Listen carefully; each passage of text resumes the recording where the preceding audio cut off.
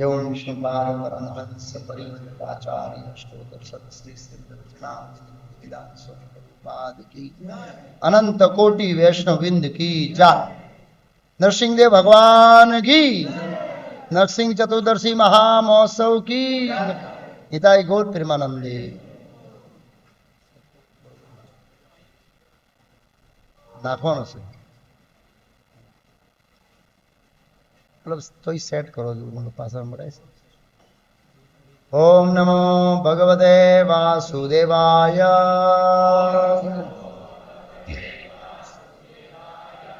ओम नमो भगवते वासुदेवाय। ओम नमो भगवते वासुदेवाय। ओम अज्ञानतिमिरान्धस्य ज्ञानाञ्जन शलाकया चक्षुरुन्मीलितं येन तस्मै श्री गुरुवे नमः। नमो ओम विष्णुपादाय कृष्ण कृष्णाय भूतले श्रीमते भक्ति वेदांत स्वामिनिति नामिने नमस्ते सारस्वती देवे गौरवाणी प्रचारणे निर्विशेष शून्यवादी पाश्चात देशताणी श्री कृष्ण चैतन्य प्रभु नित्यानंद श्री अद्वैत गदाधर श्रीवास आदि गौर भक्तविंद। हरे कृष्ण कृष्ण कृष्ण हरे हरे हरे राम। तो स्पीकर नाखो राजवाणी जो है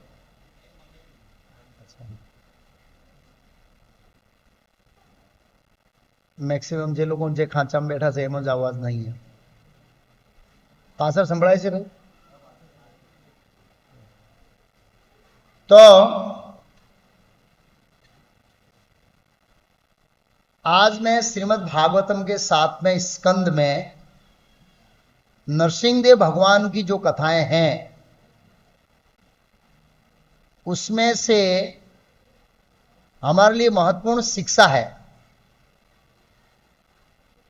वो शिक्षाओं को हमारे जीवन में उतारने से अर्थात अभ्यास में लाने से हमारी कृष्ण भक्ति में वृद्धि होती है। अलग अलग पात्रों से शिक्षा है। हिरण्यकशिपु से भी शिक्षा है, बहुत महत्वपूर्ण शिक्षा। प्रहलाद महाराज से शिक्षा है, नरसिंह देव भगवान से शिक्षा है, देवताओं से शिक्षा है, अलग अलग शिक्षाएं हैं। क्या बंद करियो।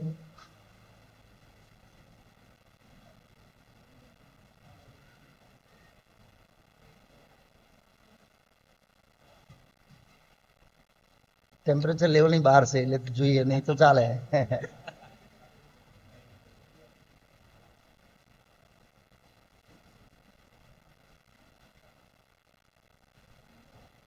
सब पंखे 5 पे होते हैं तो अच्छा है। अभी तो क्या है, करंट भी कम पड़ रहा है लग रहा है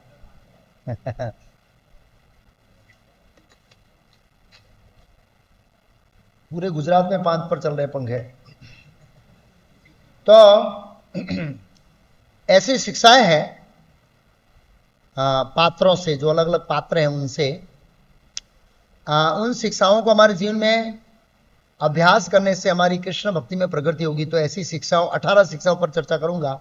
आज जितनी होगी लेंगे तो पूरी नहीं होगी तो शायद अगले शुक्रवार को लेंगे। पहली शिक्षा है हिरण्यकशिपु से। जब वराह भगवान ने हिरण्यकशिपु को मार दिया तो हिरण्यकशिपु बहुत क्रोधित हुआ और असुर मित्रों को बुलाया और उनको आदेश दिया कि आप लोग पृथ्वी लोक पर जाइए और 3 चीज का नाश कीजिए, ब्राह्मण, वेद और गाय, क्योंकि ये 3 यज्ञ के मूल है और यज्ञ से विष्णु प्रसन्न होते हैं। असुरों को भी पता था पहले भगवान प्रसन्न किससे होते हैं, यज्ञ से। कलयुग में वो संकीर्तन यज्ञ से। आज के विद्वानों को भी पता नहीं है कि भगवान किससे प्रसन्न होते हैं। कोई भागवत कथाकार को पूछे भगवान किससे प्रसन्न होंगे, जवाब नहीं दे पाए। पहले असुरों को भी पता था कि भगवान यज्ञ से प्रसन्न होते हैं। उसके बाद उनको आदेश देने के बाद हिरण्यकशिपु तपस्या करके देवताओं से वरदान प्राप्त करना चाहता था अमर होने के लिए, और शक्ति प्राप्त करके वो विष्णु को मारना चाहता था। लेकिन उसके बीच में एक बाधा थी। क्या बाधा थी? परिवार वाले रो रहे थे क्या कर रहे थे? हाँ, क्यों रो रहे थे? क्योंकि हिरण्याक्ष को भगवान ने, अब घर वाले रो रहे हैं तो वो तपस्या कर रहे हैं, मन नहीं लगेगा ना, तो बोला पहले घर वालों को सांत्वना दे दूं। क्या दे दूं? और उसने फिर भगवत गीता बोलना शुरू किया। किसने? हिरण्यकशिपु उवाच, श्री भगवान उवाच। आप भगवत गीता का दूसरा अध्याय पढ़ेंगे और हिरण्यकशिपु का उपदेश जो अपने परिवारजनों को दिया पढ़ेंगे, कोई अंतर नहीं। जबरदस्त उपदेश दिया। बोला तुम लोग मूर्ख हो, मेरे भाई की मृत्यु पर शोक कर रहे हो। मेरा भाई वीर था, वीर। जब वीर वीर गति को प्राप्त करते तो शोक करना नहीं चाहिए। फिर कहा वो शरीर नहीं, आत्मा था। क्या था? हाँ, आत्मा कभी मरता नहीं है। मेरा भाई नहीं मरा है, वो तो आत्मा था, ये तो शरीर मर गया है। तुम लोग मूर्ख को शोक करते हो। आत्मा एक शरीर में से दूसरे शरीर में जाती है। आत्मा सनातन है, अवयव है, अविनाशी है। आप उपदेश देखेंगे, अरे बाप रे बाप, बहुत बड़े भगवान के भक्त बोले ऐसा लग रहा है। फिर बताया कि आत्मा भौतिक शरीर धारण क्यों करती है, पता है? बोला अपनी स्वतंत्र शक्ति का दुरुपयोग करने के कारण इसको देह धारण करना पड़ता है। ले, बात सही है। हमने मनुष्य शरीर ये भौतिक देह क्यों धारण किया आत्मा ने? हमने अपनी स्वतंत्र शक्ति का क्या किया? मिसयूज किया, इसलिए। फिर उसने बताया ये परिवार में लोग आते जाते, ये कैसा है? ये भोजनालय के समान है। भोजनालय में आधुनिक जगत में होटल बोलेंगे। एक होटल में एक परिवार सूरत से आया है, टेबल पर बैठा है। दूसरा परिवार अहमदाबाद से आया है, टेबल पर बैठा है। कहाँ से भाई? बात करेंगे और खाना खाने के बाद एक इधर जाएगा, एक इधर जाएगा।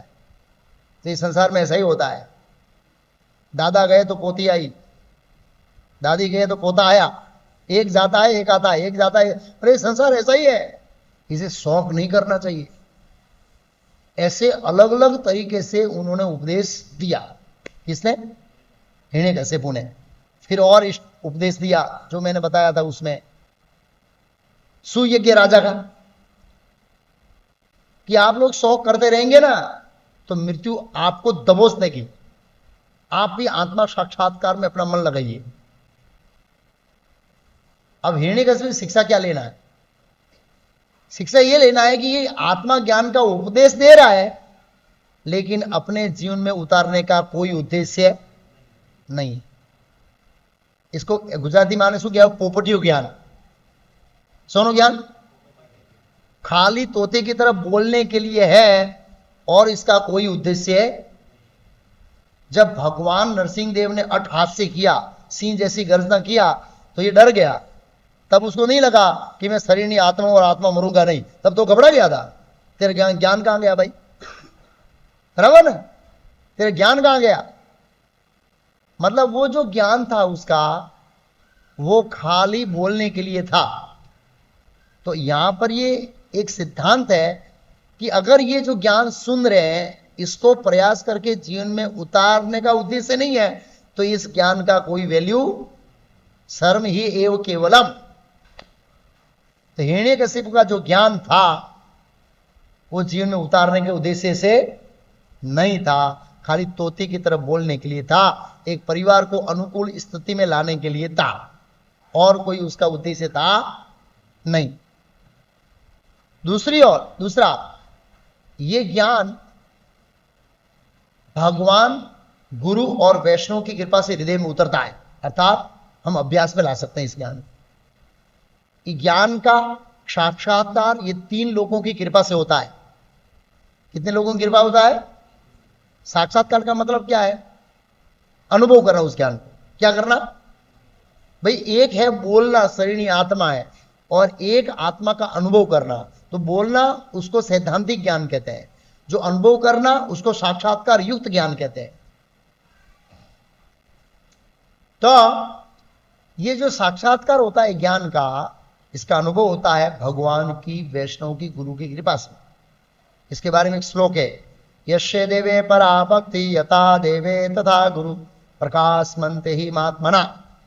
गुरु और वैष्णव और भगवान की कृपा से ये जो ज्ञान है, वेदों का ज्ञान, इसका सार हमारे हृदय में प्रकट होता है और हम उसको साक्षात्कार कर पाते हैं। इस ज्ञान को, इस ज्ञान का साक्षात्कार करना इतना आसान नहीं है। और हम देखते हैं जब नरसिंहदेव भगवान ने प्रहलाद महाराज, अरे हिरण्यकशिपु को मार दिया, तो प्रहलाद महाराज जाते हैं, चरण स्पर्श करते हैं, प्रणाम करते हैं, और नरसिंहदेव भगवान पहला काम क्या करते हैं?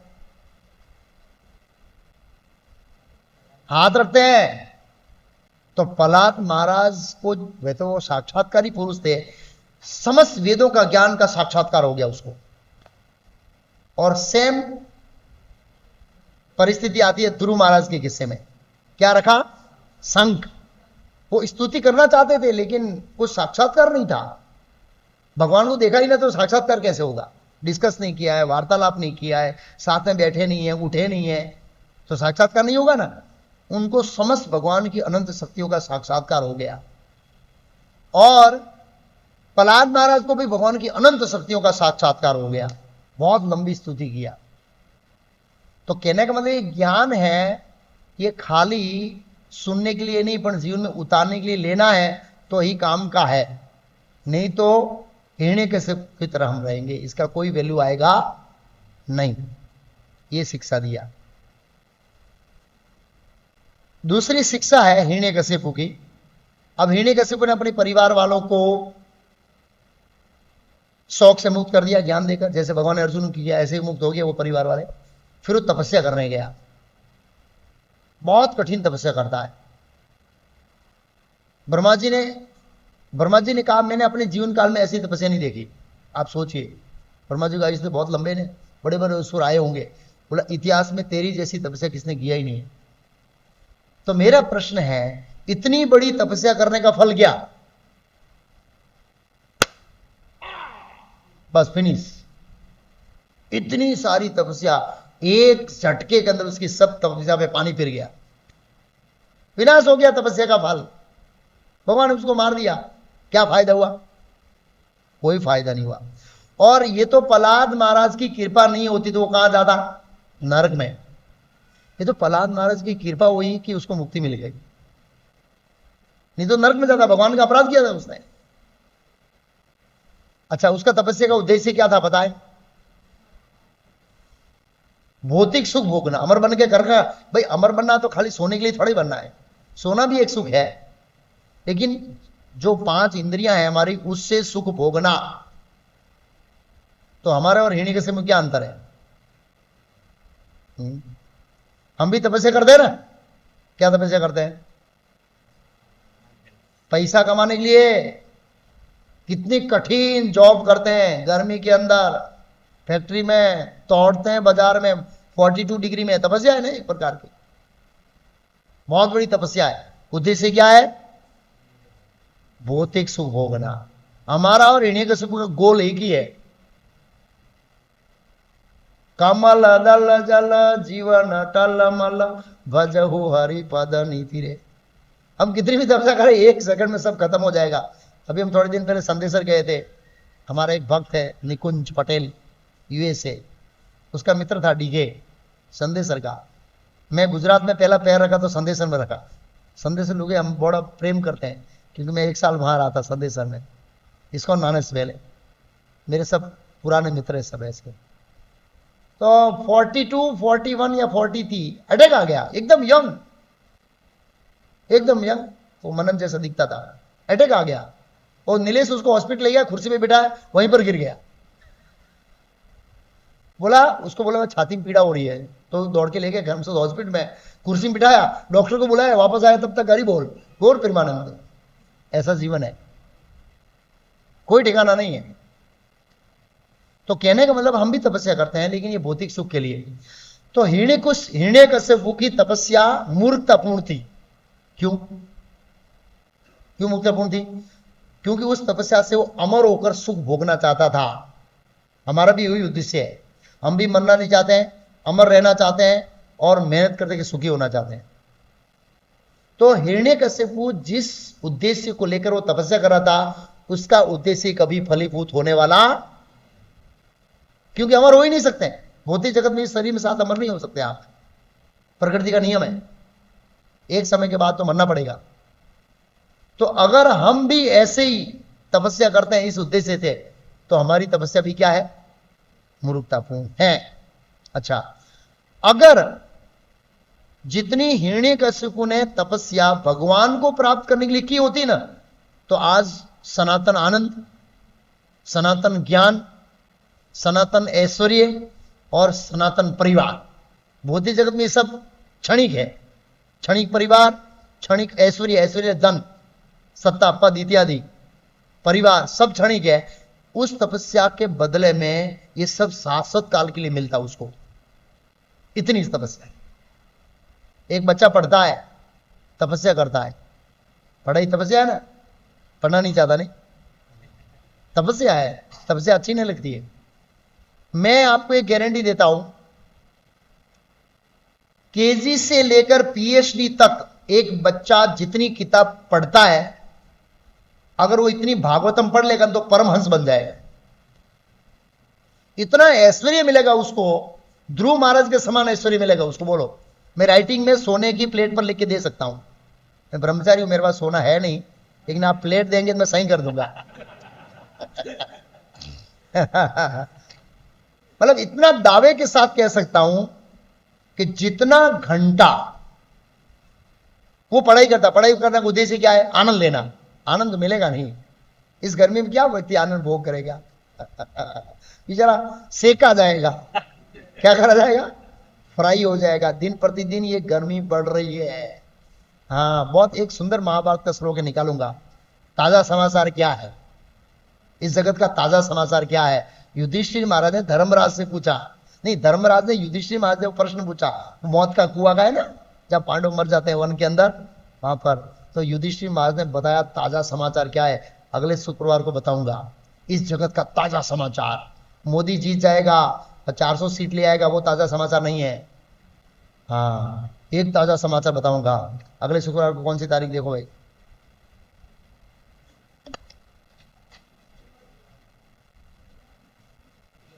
ठीक है, जो भी है। इलेक्शन का रिजल्ट तो 6 तारीख को, जो भी है। कोई जीतेगा, महंगाई तो घटने वाली नहीं है। देखो भाई, मेहनत तो इतनी करनी है, वर्किंग आवर्स कम होने वाले नहीं है, मैं लिख के दे देता हूं।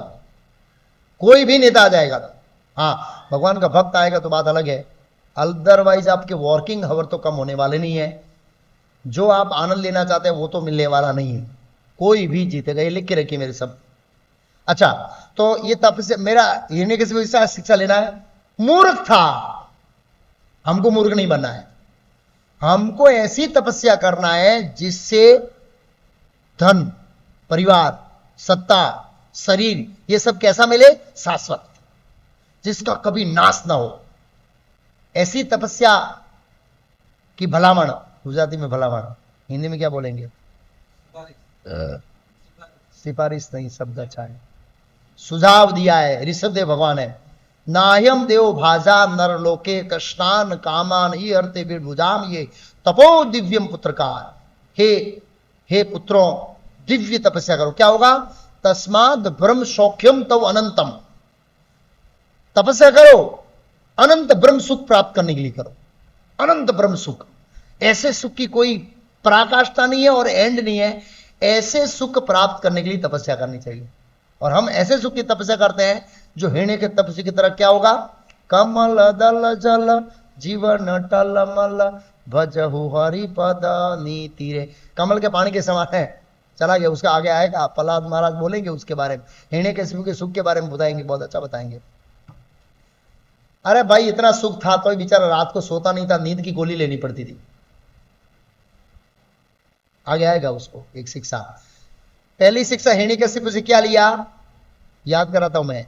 ज्ञान खाली सुनने के लिए नहीं, लेकिन जीवन में हिरण्यकशिपु से ज्ञान था, लेकिन खाली सुनने के लिए और सुनाने के लिए था, उतारने के लिए नहीं था। इसलिए वो दुखी हुआ, मरा। दूसरा हिरण्यकशिपु क्या कि हमको व्यर्थ की तपस्या है। तपस्या ऐसी होनी चाहिए, शाश्वत सुख, शाश्वत जीवन, शाश्वत आनंद प्राप्त करने के लिए होनी चाहिए। तीसरी शिक्षा है ब्रह्मा जी से। ब्रह्मा जी ने हिरण्यकशिपु को उल्टा सीधा वरदान दिया। कैसा वरदान दिया? जब भगवान नरसिंह देव प्रकट हुए तो ब्रह्मा जी नरसिंह देव को, अरे इधर आ। नहीं नहीं, प्रहलाद महाराज ने प्रार्थना करने के बाद ब्रह्मा जी नजीक आए, डरते थे। क्यों डर रहे थे? प्रभु आपका क्रोध बहुत तेज था, डर लग रहा था, आपका रूप बहुत विकराल था। बोला ये रूप किसके कारण हुआ? मुझे पता नहीं, तेरे कारण हुआ ब्रह्मा जी। हाँ प्रभु मेरे कारण कैसे हुआ? बोला तुमने उल्टा सीधा वरदान दिया, अंदर नहीं मरेगा, बाहर नहीं मरेगा, ऊपर नहीं मरेगा, नीचे नहीं मरेगा, मनुष्य नहीं होगा, पशु नहीं होगा, तो मैं बीच का रास्ता निकाल के आया हूं, और तू उसी से रूप से डर रहा है, तो मैं क्या करूं? बात सही है कि नहीं? आइंदा से ऐसा वरदान मत देना। भगवान ने डांटा ब्रह्मा जी को, ये सही वरदान नहीं है, इस तरह से असुरों को प्रोत्साहित मत करो। तो उल्टा सीधा वरदान देने के कारण भगवान से सुनना पड़ेगा। कई बार भक्त लोग भी आशीर्वाद दे दे, तू सुखी हो जा, ये उल्टा सीधा वरदान है। कैसे? भगवान ने बताया है दुखालयम, ये भौतिक जगत दुखों से भरा है, और भक्त गुजराती में हर डायो थे इनके ले सुखी था। એટલે ભગવાન કે હારા મેં આ જગત દુખી બનાવ્યો છે, તું દોડાય થાય છે। ગુજરાતીમાં તો ગુજરાતીમાં છે નહીં। तो इस तरह से दौड़ाया नहीं होना चाहिए भक्त को, भगवान की इच्छा के अनुरूप आशीर्वाद देना चाहिए। अब सरकार नियम बनाती है कि जेल में जो व्यक्ति आएगा दुख भुगतेगा, और कोई जाएगा मैं जेल को सुखमय बनाना चाहता हूं, तो उसका आशीर्वाद कैसा है? मूर्खतापूर्ण है, हास्यपाद है। जेल में कभी सुखी नहीं रह सकता व्यक्ति। एक ही रास्ता है जेल से सुखी होने का, बाहर निकलो।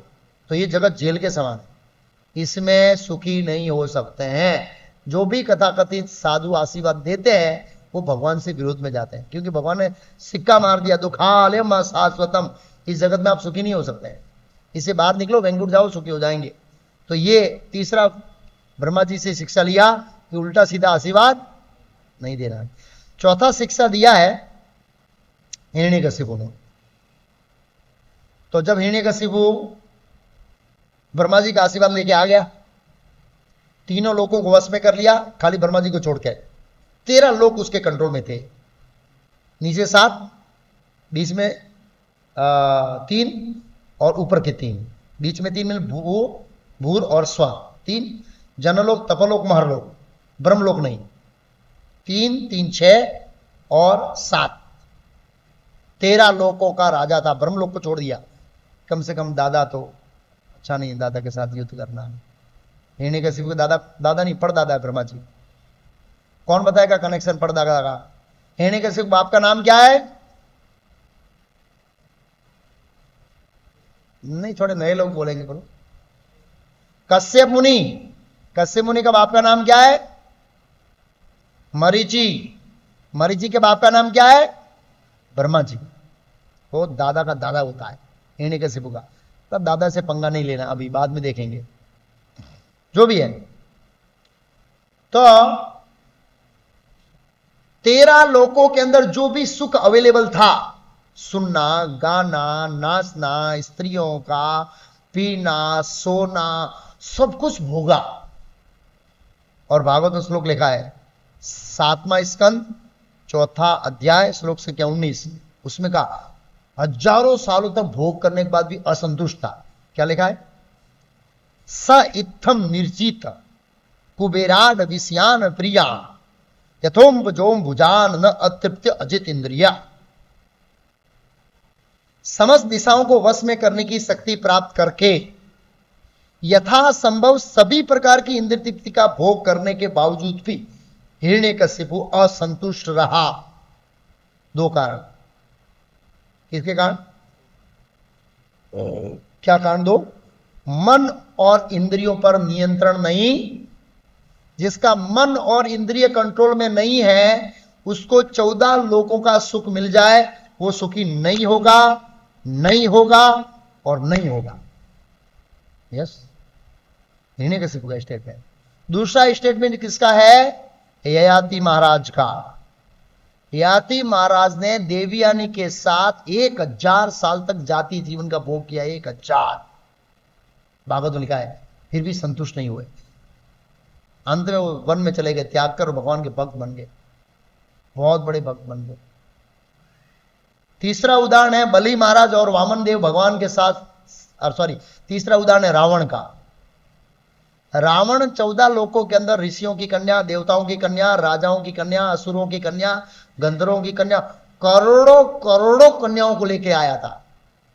रामायण में लिखा है जब हनुमान जी गए सीता को ढूंढने के लिए, तो रावण के पर्सनल महल के अंदर गए जिसमें करोड़ों स्त्रियां सोई हुई थी। कितनी स्त्रियां सोई हुई थी? करोड़ों स्त्रियों का भोग किया रावण, फिर भी असंतुष्ट था। ये स्टेटमेंट शास्त्रों का। तीसरा उदाहरण है बलि महाराज और वामनदेव भगवान के बीच। श्रीमद् भागवतम के 8वें स्कंद में संवाद आता है। जब वामन भगवान ब्राह्मण बन के जाते हैं भिक्षा के लिए, बलि महाराज तीनों लोगों के राजा है, हिरण्यकशिपु की तरह भी, तो उन्होंने कुछ मांगा कि दान मांगवा। बोला 3 डगला जमीन, छोटा है, तेरी बुद्धि भी छोटी है। भगवान बोला मेरी बुद्धि छोटी नहीं है और मैं भी छोटा नहीं हूं, लेकिन मैं छल कर रहा हूं तेरे साथ। एनीवे, तो उन्होंने बोला मांगो, मैं तीनों लोगों को दे सकता हूं। क्या दे सकता हूं? हाँ, वामन देव भगवान ने कहा नहीं, ब्राह्मण को संतुष्ट रहना चाहिए। क्या रहना चाहिए? क्यों? बोला ये इंद्रियां कल उठ के 3 गांव मांगेगी, परसों 3 राज्य मांगेगी, 3 जिले मांगेगी, फिर 3 राज्य मांगेगी, फिर 3 द्वीप मांगेगी, फिर 3 लोग मांगेगी, फिर 3 ब्रह्मांड मांगेगी, तो भी ये संतुष्ट होगा नहीं, क्योंकि ये शरीर भौतिक है, आत्मा आध्यात्मिक है। ये शरीर जड़ है, आत्मा चिन्मय है, और इस 14 लोगों के अंदर जो भी सुख अवेलेबल है वो जड़ है, इससे संतुष्ट नहीं होंगे। जड़ सुख है, आत्मा की डिमांड आध्यात्मिक है, और हम वो सुख जड़ चीजों में ढूंढ रहे हैं, ये नहीं मिलेगा। तो हिरण्यकशिपु से एक शिक्षा चौथी लेनी है कि हम भौतिक जगत के अंदर कितना भी इंद्रिय भोग करेंगे हम सुखी नहीं होंगे, क्योंकि हम शरीर नहीं। कौन है? आत्मा का सुख क्या है? अलग है। ये चौथी शिक्षा। 5वीं शिक्षा हम देवताओं से लेना है। जब हिरण्यकशिपु इस तरह से भोग कर रहा था तो देवताओं के भोग में बाधा आ रही थी। क्या आ रही थी? क्या बाधा आ रही थी? अब देवराज इंद्र को अप्सराओं के साथ नाचने जाना है, इन्हें कहता इधर बैठ, इधर सोमरस का प्याला ला मेरे लिए। तो ऐसे लेके आता है प्लेट, यस सब। कौन? देवराज इंद्र। सबको नौकर चाकर बना दिया। अब ये बेचारे इंद्रिय भोग से वंचित हो रहे थे, तो गए भगवान के पास कि यार हिरण्यकशिपु ने हमें दास बना के रख दिया है। क्या बना के रख दिया है? तो भगवान ने जवाब दिया, लेकिन भगवान ने सबसे पहला क्या बोला पता आपको? कि तुम लोग श्रवण कीर्तन करके मेरी भक्ति करो। क्या करो? और 2-4 श्लोक बोलने के बाद बोला कि जब ये हिरण्यकशिपु प्रहलाद को सताएगा तब मैं मार दूंगा। लेकिन पहला भगवान ने सॉल्यूशन क्या दिया? श्रवण कीर्तन करके मेरी भक्ति करो। क्यों? देवता भक्त नहीं है? भक्ति नहीं करते देवता? ऐसा क्यों बोला? पढ़ना श्लोक, लिखा है श्रवण कीर्तन करके मेरे भक्त बनो। देवता भक्त है लेकिन श्रवण कीर्तन नहीं करते, शुद्ध भक्त नहीं है। तो भगवान ये कहना चाहते हैं कि मैं इस असुर को तो मार दूंगा, कल दूसरा आएगा, तीसरा आएगा, आपकी समस्या जारी रहेगी, लेकिन आप श्रवण कीर्तन करके भक्ति करेंगे तो वैकुंठ में चले जाएंगे, तो ये समस्या का मूल समाधान हो जाएगा। तो समस्या का मूल समाधान क्या है? श्रवण कीर्तन करके भक्ति करके कहां चला जाना? वैकुंठ में। बा फिर वहां पर हिरण्यकशिपु नहीं आए, वहां पर इंजॉयमेंट भी इंजॉयमेंट है, बस आनंद ही आनंद है कृष्ण के साथ, नाचना गाना खाना मजा करना, बस कुछ है ही नहीं। हम सब मजा करना चाहते हैं, लोग इस गर्मी में घूमने पिकनिक जाना चाहते हैं। क्या पिकनिक जाएंगे? तब जाएंगे। क्या पिकनिक करेंगे? लोग घर से ही बाहर नहीं निकल पा रहे हैं।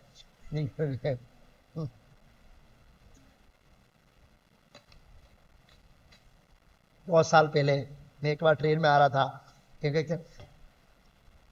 व्यक्ति था, उसने बोला, इंग्लिश में बोला था किसी के साथ, आई वेंट गोवा, मैं गोवा गया बट आई नॉट एंजॉयड, मैंने मजा नहीं ले पाया। मैं बोलने वाला था भौतिक जगत में कोई भी मजा नहीं ले पाता है। सबकी पिसाई होती है यहाँ पर। यानी देवताओं से क्या शिक्षा? समस्या का मूल समाधान क्या है? श्रवण कीर्तन वाली भक्ति जो हमको ले जाएगी। देवता श्रवण कीर्तन नहीं करते हैं, देवता भक्त है और वो सकाम भक्त है। कैसे भक्त है? जब जब समस्या आती है विष्णु के पास जाते हैं, बस ये है प्रहलाद महाराज की शिक्षा। अब हिरण्यकशिपु ने प्रहलाद महाराज को बहुत धमकाया, बोला इसको मार दो अलग अलग तरीके से, हाथी के नीचे सर्पों का जहर दे दो, सर्पों को प्रेरित करो, इसको काटे, पर्वत के ऊपर से फेंको। होलिका, अब ये होलिका भी आया तो बोल देता हूं, वैष्णव जन होली नहीं मनाते, होली का फेस्टिवल वैष्णव नहीं मनाते। क्यों? भक्त। होली मनाना मतलब हम प्रहलाद महाराज को जला रहे हैं और होलिका को सपोर्ट कर रहे हैं, तब भला हम प्रहलाद महाराज को जलाएंगे तो वैष्णव का आशीर्वाद कैसे मिलेगा? बराबर। तो एक बार वो रावण दहन किया तो एक भक्ति कमेंट आई कि प्रभु तो जय विजय है, आप जला नहीं सकते। बात सही है। इसे दूसरी बार मेरे को बोला था वो पेटला, तो मैं बोला जलाऊंगा नहीं। बात सही, सिद्धांतिक बात है, मेरे पहले पता नहीं था ऐसे। रावण दहन एक शिक्षा के लिए हो सकता है ऐसे, लेकिन तो भी प्रभुपाद जी के समय में नहीं था ऐसे, जो भी है। तो प्रहलाद महाराज को इतना धमकाया, लेकिन शरणागति के 6 अंग है। कितने अंग है? रक्षति इति विश्वासो, ये क्या है? रक्षति इति, भगवान मेरी पूर्ण तरह से रक्षा करेंगे, ये प्रहलाद महाराज को पूर्ण विश्वास था। इसलिए हिरण्यकशिपु कितना भी धमाल कर रहा था, प्रहलाद महाराज ही शांत रहे, ऐसे कर रहे थे, बिल्कुल भयभीत नहीं थे। उसको पता है भगवान की इच्छा के बिना मेरे को बाल भी वाका नहीं कर सकता, इसकी मजाल नहीं मेरे को हाथ लगा सकता है, इतना विश्वास। तो हमें प्रहलाद महाराज की नकल नहीं करनी चाहिए कि हम जंगल में गए हैं, शेर आ रहा है, रक्षतीति विश्वासो, ये श्लोक नहीं बोलना है, वहां तो भागना है। क्या करना है? और साथ में श्लोक बोलना है। शेर के सामने खड़ा होकर नहीं बोला रक्षती सी विश्वासो, फिर शेर ऐसे रक्षती थी विश्वासो, शेर बोलेगा। तो हम प्रहलाद महाराज की उच्च पद की नकल नहीं कर सकते हैं।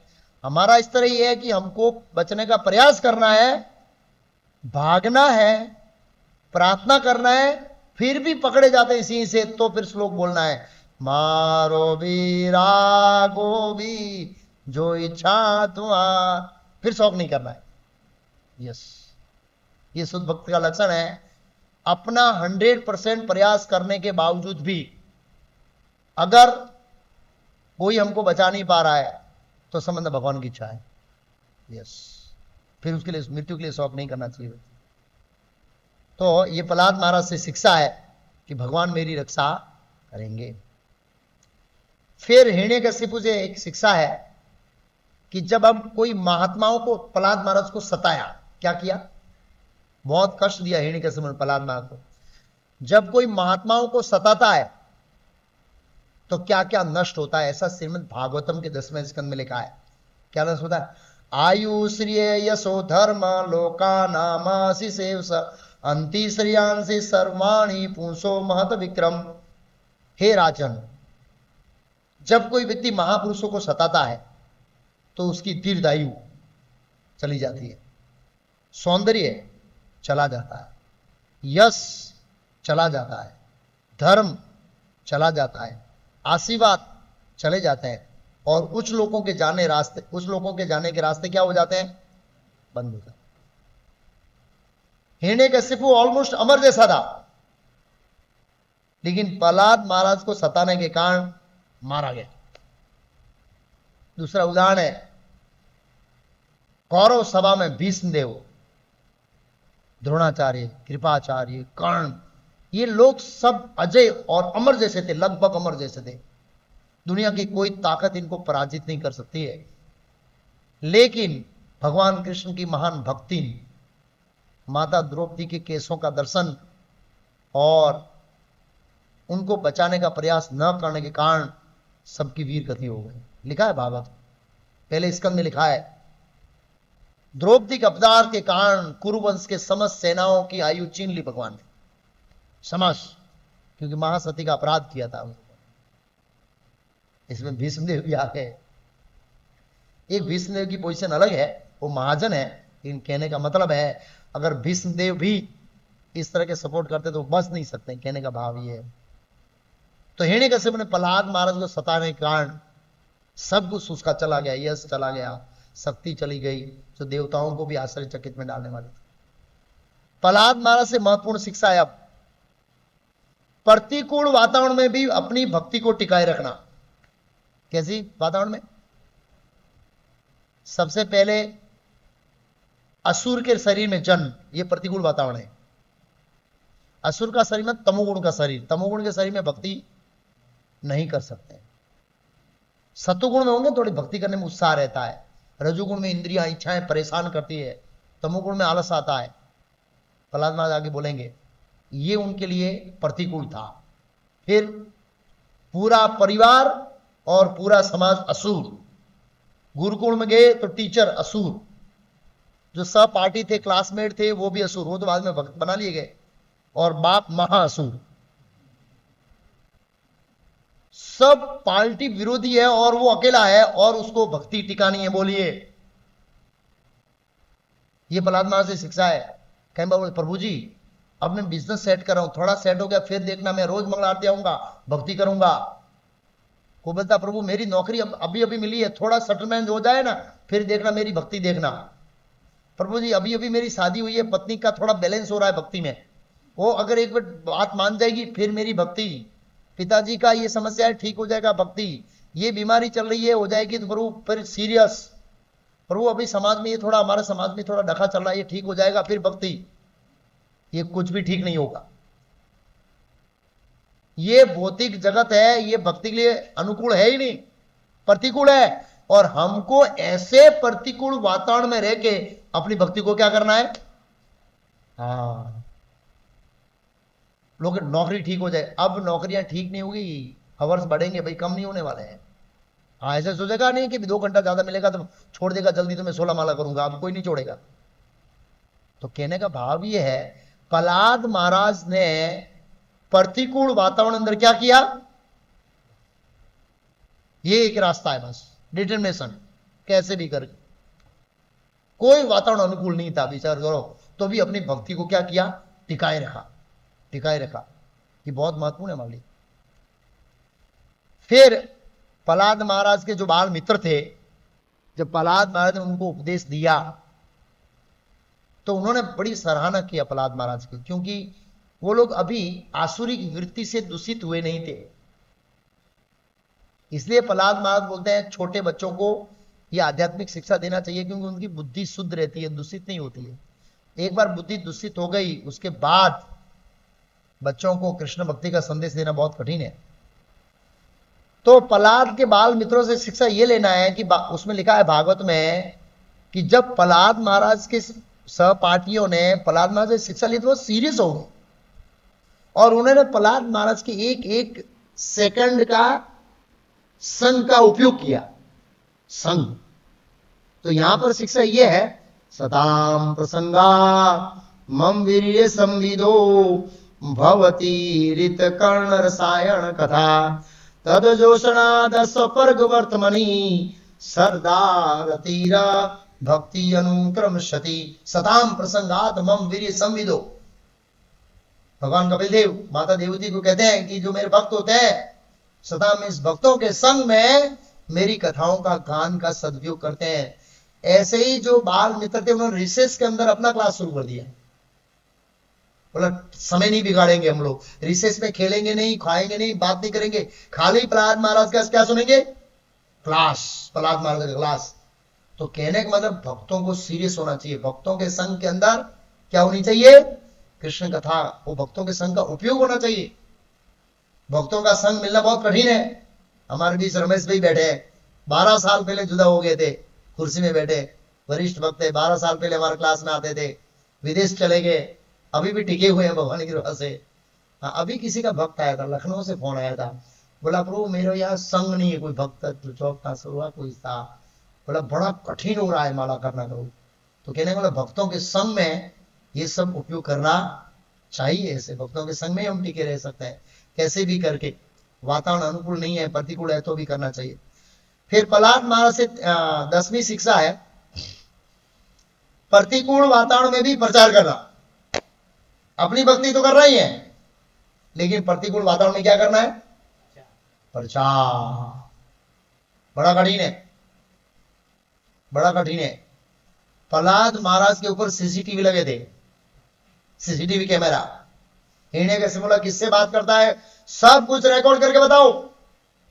फिर भी प्रहलाद महाराज मौका ढूंढ के प्रचार करते थे। हाँ, प्रभुपाद जी ने प्रतिकूल वातावरण किसने प्रचार किया सबसे पहले? प्रभुपाद जी। यहां से अमेरिका गए, ऐसा हॉल नहीं था, पंखा नहीं था, साउंड सिस्टम नहीं था। कहां लेक्चर दिया? पहला लेक्चर प्रभुपाद जी ने पेड़ के नीचे। हम बोलूंगा प्रभु जाओ लोगों को इकट्ठा करो, प्रभु हॉल नहीं है, कौन साथ में आएगा, गाड़ी कौन चलाएगा, मुझे कौन ले जाएगा? अरे प्रभुपाद जी ऐसे बोलेंगे तो कहां चलेगा? हाँ, नहीं चलेगा ना। पेड़ के नीचे पहला लेक्चर दिया, और सुनने कौन आते हैं? हिप्पी लोग। एक गर्लफ्रेंड दूसरे गर्ल मित्र के साथ ऐसे लेक्चर सुन रहे हैं, ऐसे ऐसे दोनों कंधे में कंधे मिलाकर, पैर प्रभुपाद जी की ओर किया हुआ है, फोटो देखिए। ऐसे वातावरण में प्रभुपाद जी ने प्रचार किया था, विदेशियों को वैष्णव बनाया, उनको शाम करके।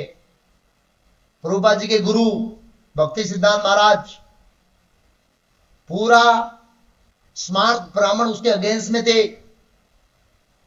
सब ब्राह्मण मिलके उनको पैसा दिया, गुंडों को, इस सन्यासी को मार दो, क्योंकि शुद्ध कृष्ण भक्ति का प्रचार कर रहा है, हमारा धंधा बंद हो रहा है कर्मकांड का। यस, प्रतिकूल वातावरण। रामानुचार्य का गुरु स्वयं, रामानुचार्य नहीं, मध्वाचार्य, हाँ रामानुचार्य। रामानुचार्य ने, गुरु ने स्वयं रामानुचार्य को मारने का प्रयास किया। आप सोचिए, ऐसे वातावरण के अंदर, साउथ इंडिया के अंदर उस समय शैव और वैष्णव का बहुत फिजिकल फाइटिंग होता था। एक शीशे का आंख फोड़ दिया रामानुचार्य के शीशे का, फाट फाट ऐसे। आप सोचिए, रामानुचार्य वहां से भगा दिया उस शीशे ने और बोला मैं जाऊंगा, उसकी आंख फोड़ दिया। ऐसे वातावरण में आचार्यों ने प्रचार किया है, प्रहलाद महाराज ने किया है। आप सोचिए, जिसका सुपरविजन हिरण्यकशिपु करता हो, और हिरण्यकशिपु की आंख की नजर से बचकर प्रचार करना कितना खतरनाक है। तो एक भक्त को कोई भी वातावरण मिले, फैसिलिटी मिले नहीं मिले, गाड़ी मिले नहीं मिले, रिक्शा मिले नहीं, कैसे भी करके हमको क्या करना है? प्रचार जारी करना बहुत जरूरी। चैतन्य महाप्रभु का यारे देखो तारे का कृष्ण उपदेश, हमारा क्या गुरु है तारे। हरिदास ठाकुर, हरिदास ठाकुर मुसलमानों के साम्राज्य में प्रचार करते थे, पकड़े गए, 22 बाजार में कोड़ों से मारा था उसको, फिर भी प्रचार किया। ये 10वीं शिक्षा थी, प्रतिकूल वातावरण में प्रचार करना। 11वीं शिक्षा है हिरण्यकशिपु से।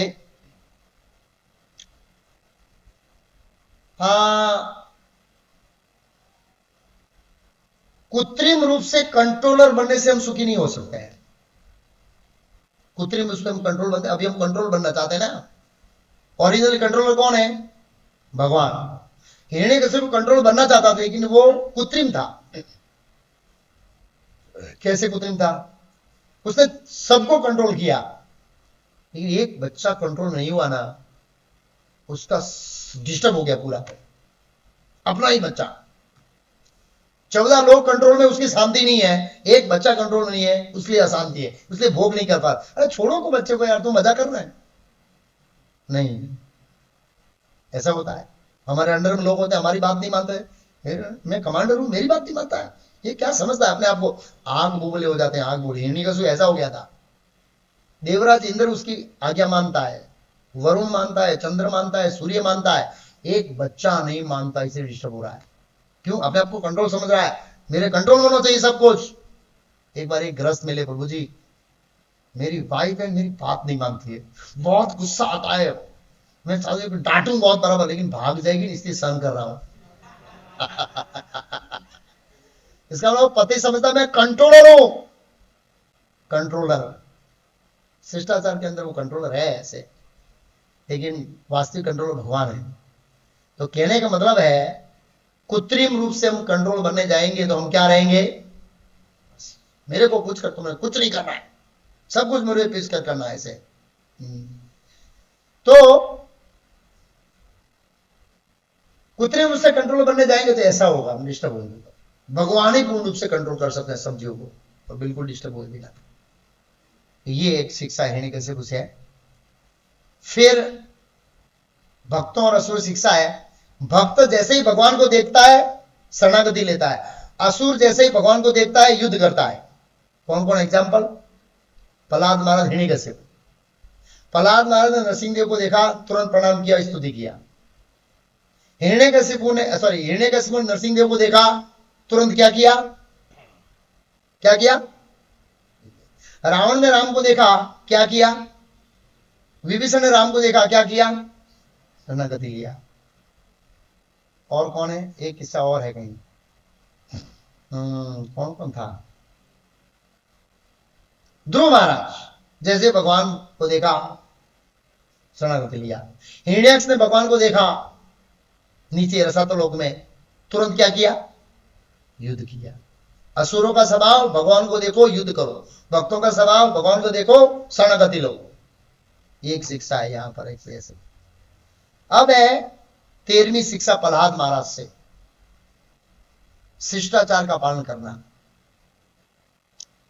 जब भगवान नरसिंहदेव बहुत क्रोधित थे और देवताओं वैंकुट से भगवान के नंदसूदन पार्षद आए थे, उन्होंने भी स्तुति किया, तो भी भगवान नरसिंहदेव शांत हुए नहीं। ब्रह्मा जी आदि इत्यादि ने स्तुति किया, भगवान शांत नहीं हुए। फिर ब्रह्मा जी ने कहा प्रहलाद महाराज को तुम जाओ। प्रहलाद महाराज अपने आप नहीं गए। प्रहलाद महाराज को पता था कि भगवान मात्र और मात्र मेरी रक्षा के लिए प्रकट हुए और मुझे पूर्ण विश्वास है कि मेरी स्तुति से भगवान शांत हो जाए, फिर भी नहीं गए। योग्य व्यक्ति थे वो भगवान को शांत करने के लिए। नहीं कि बरवा जो तमे हारा सकाम भक्त नहीं रहो, ऊंचो ऊंचो करी ना हमણાં जो बताऊं तमने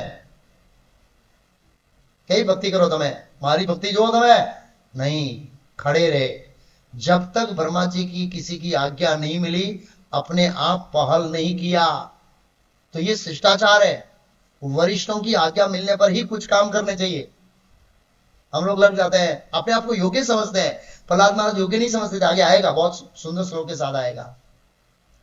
तो ये शिष्टाचार है, वरिष्ठ खड़े वो आज्ञा देंगे तभी हमको आगे बढ़ना है, भले हम क्वालिफाइड हो या उस काम करने के लिए सक्षम हो, लेकिन वरिष्ठों की आज्ञा जरूरी है। प्रहलाद महाराज से शिष्टाचार। दूसरा शिक्षा हम प्रहलाद महाराज से ले सकते हैं कि हम जिस भाव में हैं ऐसे ही भाव में भगवान हमको दर्शन देंगे। अगर आप भागवत का 7वां स्कंद पढ़ेंगे तो उसमें देखेंगे कि ब्रह्मा जी को भगवान क्रोधित दिखाई दे रहे थे, देवताओं को क्रोधित, नंद सुनंद को क्रोधित, लक्ष्मी जी को क्रोधित, सबको क्रोधित, हिरण्यकशिपु। प्रहलाद महाराज के सामने ऐसा लग रहा है भगवान हंस रहे। लिखा है क्रोधित ही थे। क्यों? ये यथा माम प्रबंधनते, क्योंकि वो भगवान के शुद्ध भक्त थे, इसलिए भगवान को तो स्माइल देते हुए दिखाई दे रहे थे, इसलिए वो तुरंत दौड़ के चले गए। भाई कोई सिंह क्रोधित है, कोई नजीक जाएगा? नहीं जाएगा। उनको तो क्रोधित दिखाई नहीं दे रहे थे, उन्होंने तो क्रोध में देखा ही नहीं भगवान को, स्माइल ही दे रहे थे। वो तो जब प्रकट हुए उससे पहले ही स्माइल दे रहे थे, कमरे में बैठे बैठे, मैं इधर हूं, चिंता मत करो, बोल दो इसको बदमाश को हाँ कि मैं सर्वव्यापी हूं, बोलो, ऐसे इशारा करो। इसलिए प्रहलाद महाराज ने बड़े निर्भयता के साथ बोला कि मेरा भगवान सर्वव्यापी है और खंबे में भी है, ऐसे बोला, ऐसे करके बोला। मतलब वो अंदर दिख रहे थे, भगवान बोला बोल बोल, ऐसे भगवान हंस रहे थे बोल रहे ऐसे। तो कहने का मतलब यह है कि वो तो हंसते हुए देखा जाए। क्यों ऐसा? उन्होंने इतना उच्च भाव को प्राप्त किया था। जैसे भगवान कृष्ण मथुरा गए, कंस ने कृष्ण को साक्षात मृत्यु के रूप में देखा। मल लोगों ने लगाया यार इसके मसल्स बहुत जबरदस्त, हालांकि मसल्स दिख नहीं रहे थे, वो देखो मल थे उसको मसल दिख रहे थे। अब मजा आएगा लड़ने का, हमारे जैसा बॉक्सर आ गया है। क्या आ गया है? बाउंस बॉक्सर आ गया है। और जो गो बालक थे वो देख रहे, अरे हमारा सगा आया। नंद ने देखा, अरे मेरा बेटा आया। गोपी ने देखा, अरे हमारा प्रेमी आया। सामान्य स्त्री ने देखा, अरे ये तो कामदेव आए। जो जिस दृष्टि थी ऐसे ही उन्होंने भगवान का क्या किया। और भगवान ने भगवत गीता में लिखा है, ये यथा माम प्रपद्यन्ते तास्तेम भजामि हम मम वर्तमानु मंतते मनुष्य सरस। जो मुझे जिस भाव में भजेगा ऐसे ही भाव में मैं आदान प्रदान करूंगा। तो प्रहलाद महाराज का भाव शुद्ध था, इसलिए उनको हंसते हुए भगवान दर्शन दे रहे थे। ये शिष्टाचार, अरे ये शिक्षा है। फिर प्रहलाद महाराज गए तो प्रहलाद महाराज ने स्तुति किया। अब स्तुति 7.9.8 में किया। अब स्तुति में प्रहलाद महाराज देखना क्या शिक्षा दे रहे हैं, क्या कह रहे हैं। श्री प्रहलाद वाच ब्रह्म आदय सुरगणा मुनियोत सिद्धा सत्वे कतान गतयो वचसाम प्रवाहे न आराधितु पुरुगणे धनुदापि विप्रु किम तोष्टुम अर्षि में हरि जजायते। प्रहलाद महाराज ने प्रार्थना की, असुर परिवार में जन्म लेने के कारण ये कैसे संभव हो सकता है कि मैं आपको प्रसन्न करने के लिए प्रयत्न कर सकूं, जबकि बड़े बड़े ब्रह्मा और देवता सतोगुण में स्थित होने के बावजूद भी आपको प्रार्थना करके संतुष्ट नहीं कर पाए। तो ये कैसे संभव है कि मुझ जैसा अधम आपको प्रार्थना करे और आप संतुष्ट हो जाए। हालांकि वो सक्षम थे, योग्य थे, लेकिन ये प्रहलाद महाराज की क्या बोल रही है, नम्रता। क्या बोल रही है, नम्रता। यस, एक न एक मात्र प्रहलाद नरसिंह भगवान प्रकट हुए एकमात्र प्रहलाद महाराज के वचनों को सिद्ध करने के लिए। तो स्लोगन सत्यम विदातुम निज भृत्य भाषितम स्तंभे सभायाम न मृगम नमास्वम। वो इसलिए खंबे पर बोले कि मेरा भक्त कभी गलत नहीं बोलता है। सत्यम, सत्य करने के लिए, विदातुम बोले हुए, अभी सत्यम विदातुम निज भृत्य, निज में से अपना, भृत्य में सेवक, भाषितम में बोला हुआ, अपने भक्त के वचनों को सिद्ध करने के लिए नरसिंह भगवान खंबे से प्रकट हुए, और कोई कारण नहीं, इन्हें किसी को मारना सेकेंडरी था। तो यहां पर प्रहलाद महाराज की नम्रता देख सकते हैं कि कैसे प्रहलाद महाराज इतने योग्य होते हुए भी बोल रहे हैं मेरे जैसा आदम आपको कैसे प्रसन्न कर सकता है। ये पहला श्लोक है प्रहलाद वास पहला। फिर दूसरा, फिर अच्छा नरसिंह देव बोले अच्छा तो बेटा तुम कैसे कोई मेरे को कैसे प्रसन्न कर सकता है। तो उन्होंने कहा न धन से, न दान से, न ताग से, न तपस्या से, न इससे निश्चय, केवल या भक्त्या शब्द का प्रयोग हुआ है। केवल भक्ति से ही आप प्रसन्न हो सकते हैं। और उसका उदाहरण दिया गजेंद्र। गजेंद्र ने एक भक्ति से पत्रम पुष्पम फलम तो यम यो में भक्त्या परिषदि, एक पुष्प दिया प्रेम से और भगवान को आकर्षित कर लिया वेंकुट से और खींच के आगे मटेरियल वर्ल्ड के अंदर, और गजेंद्र को बचा लिया प्रेम से। इस तरह से तो भगवान को इसे कर सकते हैं। प्रहलाद महाराज ने 16वीं शिक्षा दिया, अपने गुरु के प्रति कृतज्ञता व्यक्त किया। कृतज्ञता, उन्होंने बोला हे प्रभु, भला मैं नारद मुनि को कैसे भूल सकता हूं। मेरा एक कर्तव्य एकमात्र नारद मुनि की सेवा करना, जिन्होंने मुझे ज्ञान दिया है, जिस ज्ञान के माध्यम से, जिन ज्ञान की शिक्षाओं से मैं आपका दर्शन कर रहा हूं, भला मैं नारद मुनि को कैसे भूल सकता हूं। तो हमें याद रखना चाहिए कि जो गुरु हमें ज्ञान देते हैं, जिनकी कृपा से हम भगवान को प्राप्त करते हैं, उसकी कृतज्ञता व्यक्त होनी चाहिए। प्रहलाद महाराज ने अपनी प्रार्थना में अपना मूड व्यक्त किया। एक भक्त का मूड कैसा होना चाहिए, बहुत सुंदर है। प्रायेण देव मुन्या सविमुक्ति कामा मौनम चरंती विजनेन परर्थ निष्ठा नेतान विहाय कृपणान विमुक्षे को नानम तदस्य शरणम ब्रह्म तो अनुपस्ये। इसका अनुवाद इस प्रकार है। प्रहलाद महाराज अपना मूड व्यक्त करें, भक्त का मूड कैसा होना चाहिए। प्रायण देव मुनि सभी मुक्ति कामा, प्रायण लगभग, हे देव मुनिगण है वो अपनी मुक्ति में क्या रखते हैं, रुचि रखते हैं, लेकिन मैं ऐसा व्यक्ति नहीं हूं। क्या बोले, हे भगवान नरसिंह देव, मैं देख रहा हूं कि संत तो अनेक है, किंतु वे अपने ही मोक्ष में रुचि रखते हैं। वे बड़े बड़े नगरों की परवाह न करके मौन धारण करते हुए हिमालय या वन में चले जाते हैं, दूसरों की मुक्ति में रुचि नहीं रखते हैं। किंतु जहां तक मेरी बात है, मैं इन विचारों और मूर्खों को छोड़कर अकेले वैकुंठ नहीं आना चाहता। इनको इस संसार में दुख भोगते हुए मैं नहीं देख सकता। ये लोग जन्म मृत्यु जरा व्याधि के सागर में दुख भोग रहे हैं, इन सबको मैं इस दुख से उठाना चाहता हूं। ये मूड किसका है, प्रहलाद महाराज। पर अर्थ निष्ठा, पर दूसरा, दूसरों को पर में दूसरा अर्थ, अर्थ में कल्याणकारी, निष्ठा दूसरों के कल्याण में निष्ठा रखना चाहिए व्यक्ति, और भगवान इससे प्रसन्न होते हैं। भगवान ने बताया श्रीमद् भागवत के 10वें स्कंद में, एताव जन्म साफल्यम देहे नामी देशु प्राणे अर्थे धिया वाचा श्रेय आचरणम सदा। एताव जन्म साफल्यम, मनुष्य जन्म की सफलता किसमें? एताव जन्म साफल्यम देहनाम ईदेशु, जिसने ये शरण धारण किया है। एताव जन्म साफल्यम देहनाम ईदेशु प्राणे, पहले तो प्राण दे दो। प्राण दे दो मतलब आत्महत्या नहीं करना है, युद्ध में बलि नहीं देना है।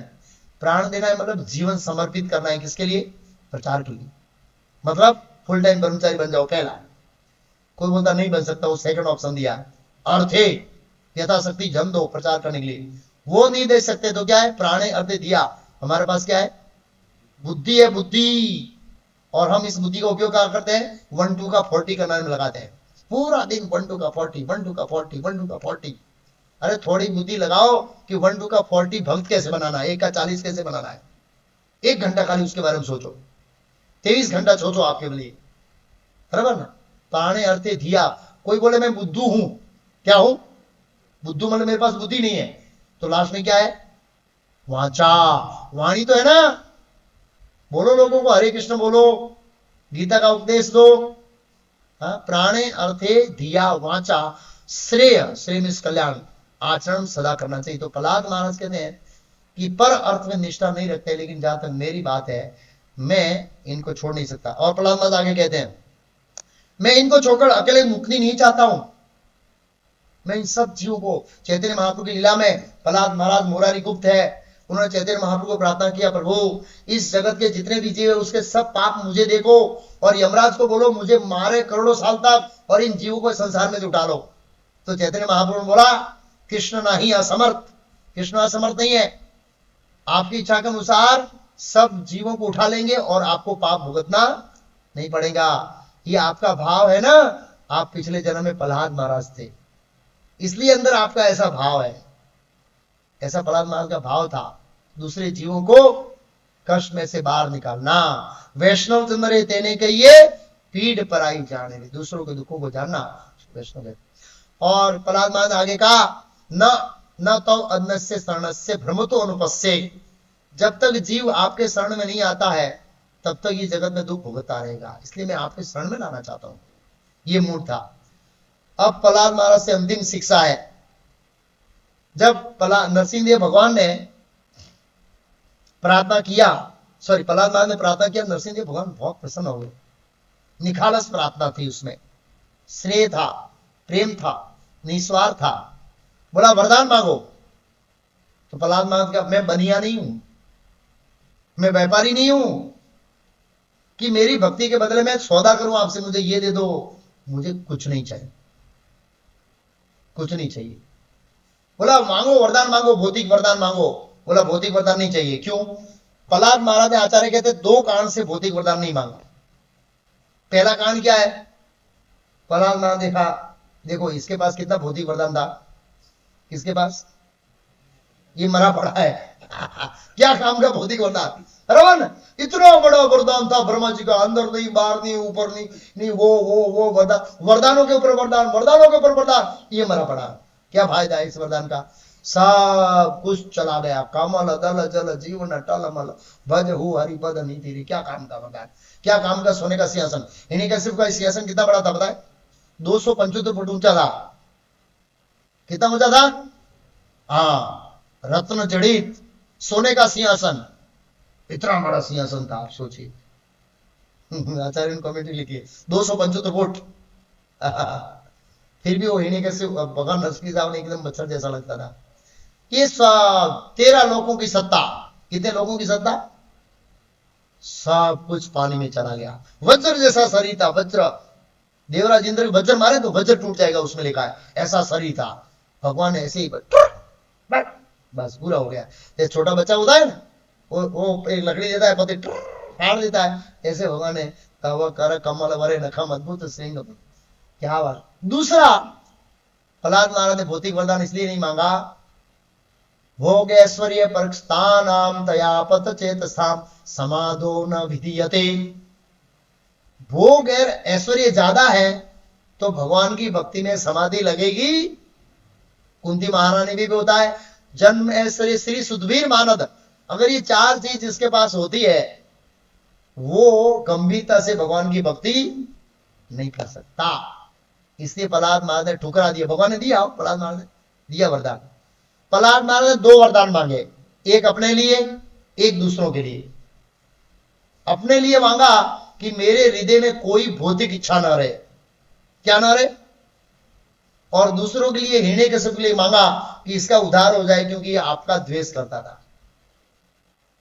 तो नरसिंह देव ने कहा, त्रिसप्तमी पूत पापा पितृभि ही सहते अनगहा, वो सब तो मुक्त हो गए। मुक्त हो कैसे, मतलब उनको भक्ति मिल जाएगी और वो मुक्त हो जाएंगे। ये प्रहलाद महाराज को 2 वरदान दिया, तेरे हृदय में कोई भौतिक इच्छा नहीं रहेगी और तेरा बाप भी मुक्त हो जाएगा। उसके बावजूद भी भगवान ने वरदान दिया, बताए 3 वरदान दिया। पहला वरदान दिया, 1 मनमंत्र का हिरण्यकशिपु का सिंहासन दिया, 1 मनमंत्र तक। कितने मनमंत्र तक? ध्रुव महाराज को 37,000 साल का राज्य मिला। कितने साल का? प्रहलाद महाराज को 1 मनमंत्र तक का राज्य मिला। 1 मनमंत्र कितना होता है, किसी को बताए? 72 चतुर्युग, ये 4 सतयुग, त्रेता, द्वापर, कलयुग, 42 लाख और 20,000 साल को 72 टाइम करोगे, इंटू 72 टाइम, इतना समय हिरण्यकशिपु का राज सिंहासन प्रहलाद महाराज को नरसिंह देव भगवान ने दिया, बिना मांगे। भगवान से मांगने की जरूरत नहीं है, भगवान को पता है प्रहलाद भक्त बनेगा तो सबको भक्त बनाएगा। हाँ, सबको भक्त बनाएगा। ब्रह्मा जी ने, रावण ने अमर होने का वरदान मांगा, उसको नहीं दिया। विभीषण को सामने से दी दे, तू अमर हो जा। क्यों? बोला पता है इसको अमर होने का वरदान दूंगा तो ये क्लास चालू नहीं रखने देगा, और विभीषण को अमर होने का वरदान दूंगा तो राम नाम का प्रचार करेगा। ब्रह्मा जी बड़े बुद्धिमान थे। अरे उसने मांगा, उसको नहीं दिया, नहीं मांगा उसको सामने से दे दिया। तो भगवान ने स्पेशल और क्या वरदान दिया बताए? मेरा विस्मरण कभी नहीं होगा, तो राजा बनेगा लेकिन मुझे भूलेगा नहीं, मेरी भक्ति अभी चलेगी, ऐसी भक्ति। और तीसरा, ये भौतिक शरीर है वो त्यागने के बाद तुम कहां आएगा? वैकुंठ आएगा मेरे पास, नरसिंह लोक के धाम में। ये वरदान दिया। तो हम प्रहलाद महाराज से शिक्षा ले सकते हैं कि हमें भगवान से भौतिक वर नहीं मांगना चाहिए। दे देंगे भगवान, बहुत देते हैं बिना मांगे, बहुत एक्सपीरियंस है। ठीक है, आप लोग ग्रस्त हैं और कभी जरूरत पड़ती है मांगने की, तो कृष्ण भक्ति के अनुकूल है, वो मांगना चाहिए, लेकिन ब्रह्मचारियों को तो कोई मांगने की जरूरत नहीं है। ऐसे ही भगवान दे देते हैं। कृष्ण लक्ष्मीपति है, लक्ष्मीपति है, कोई कमी नहीं है लक्ष्मी जी उनके पास। कमी तो हमारी भक्ति और शरणागति की है। हरे कृष्णा। तो यहां पर ये नरसिंह अवतार के कथा के संबंधी कुछ शिक्षाएं थी, मैं रिपीट कर देता हूं, थोड़ा याद रहेगा। किसी किसी समय 5 मिनट तक ऐसे किसी क्या शिक्षा लिया। पहली शिक्षा हिरण्यकशिपु ने दिया कि ज्ञान को मात्र सुनना नहीं है, जीवन में क्या करना है।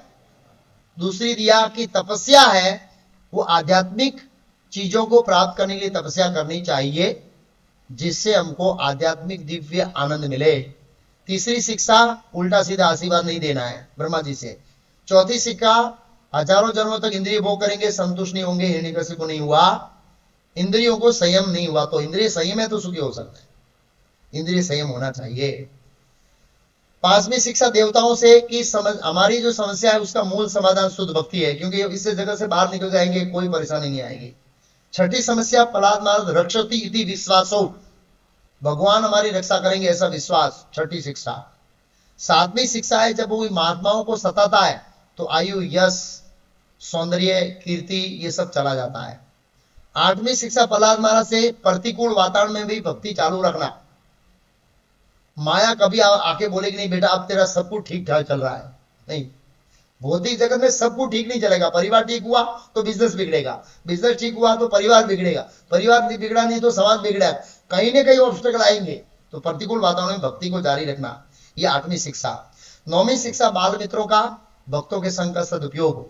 10वीं शिक्षा प्रहलाद महाराज का प्रतिकूल वातावरण में भी क्या करना, प्रचार।